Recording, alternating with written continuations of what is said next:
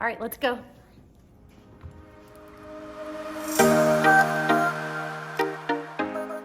If they're asking, I believe they're ready. Yeah. And if you don't have the conversation with them, somebody else will. For sure. I do think For it's sure. a bit naive for parents to say, you know, They're not thinking thinking it's about not on that. their radar. Oh my gosh, because it absolutely is on their radar. If Landon's talking about periods at 7, Yeah. there's some kind of an outside influence that has, you know, Yeah.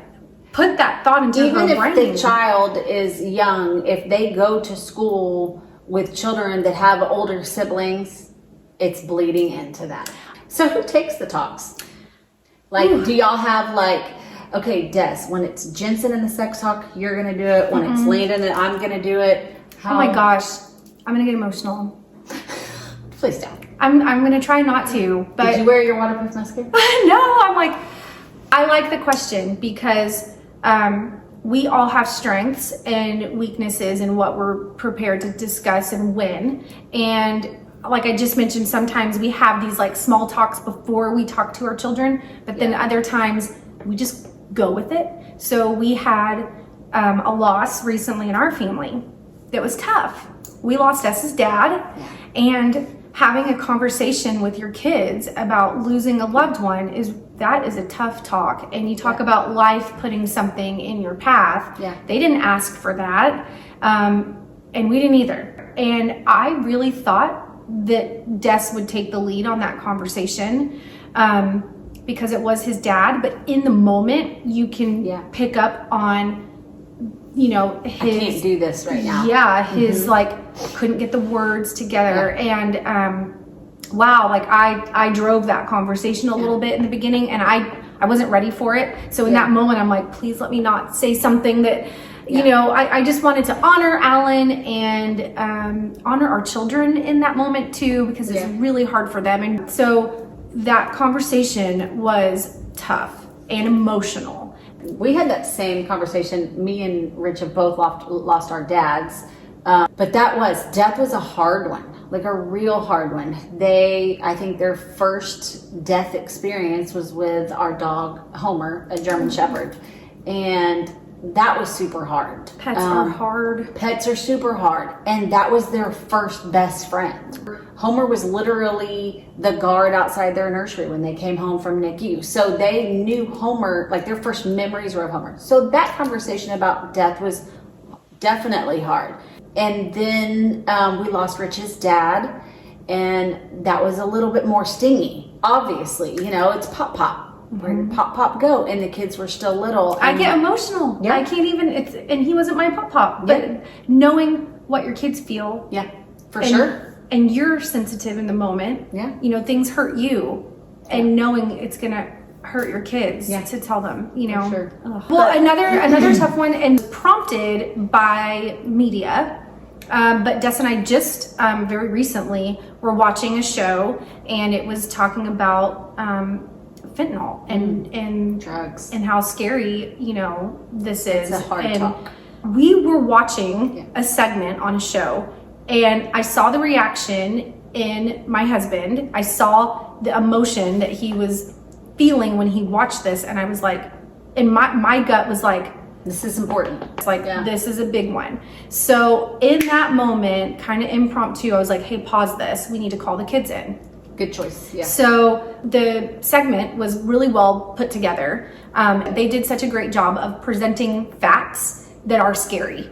And it was from the perspective of parents that had just recently lost their son, who was 22, captain of a football team, and was looking for a fun weekend. He had come home for the holidays and got a drug that was laced with fentanyl and died. So Des shared with our kids some very personal experiences, and which our kids were kind of like, we didn't know that about you, Dad, you know, but like giving small doses of truth to your children, you are their own best lesson. For sure. You know, because they are wanting to be just like you. Yeah. So if you have had that same conversation about drugs, but on the different side of, because of what my husband does for a living, he makes medical calls to people, overdoses. He's witnessed it firsthand. He's witnessed it firsthand. So when he comes home with photos of things that appear to be candy, but they just killed an 18-year-old, then he definitely wants to have that tough talk with our kids.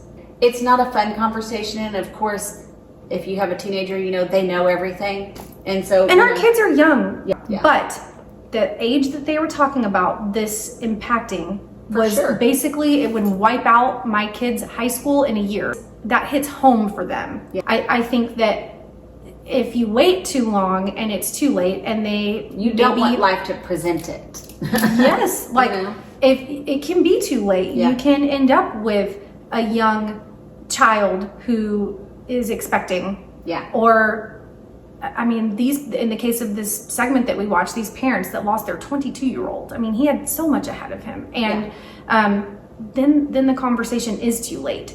So I would rather maybe be a little premature in our conversations, and maybe they're a little watered down, and that's okay. But if we can approach it with our children so that they know it's an ongoing dialogue, that conversation never has to be over. Yeah. I feel like that's us doing our job as their parents, so that they feel something comfortable. too, I just want to add it, and it's like a little side note. So I recently learned from another mom that has older kids, now high school and college, and she said, you know what, the best time that I have found to have deep conversations is in your car while you're driving. Because you're not face to face. Because you're not face to face. You're concentrated on the road. You can still have this conversation, but they don't feel like, you know what I mean? And so since you're not staring at them, there's definitely more of a dialogue. It takes the pressure off a little. It does. They don't feel like, because you're not eyeballs to eyeballs, Yes. they don't feel like this pressure to have a response or an appropriate reaction or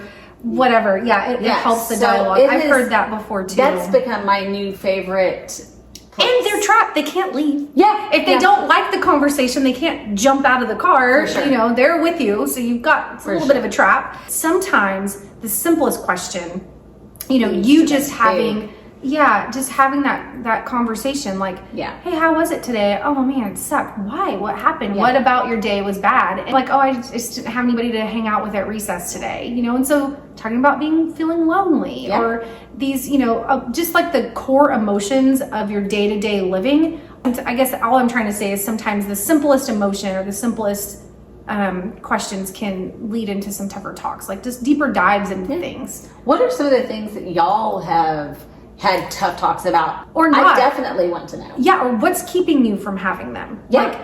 So if you aren't having the conversations, I want to know why. Like, what's holding you back? Are you uncomfortable initiating it? Yeah. Or do you think your kids maybe just aren't ready for it? Or what are some tough talks that I need to be thinking about? Prep us. Like, please give me all the deets. Like, what can I expect? Give us the cheat codes. Or we always constantly learning from each other. That's what's really cool about our friendship. As usual, if you are out and about and you happen to see us at the grocery store, your favorite coffee shop, or maybe the neighborhood dive, walk up to us and say, hey, psst, Mim's the word, and your next drink is on us. Anywho, so for next week, what do we have? Well, Mim's the word. Shh. Bye, Thanks, guys. Bye.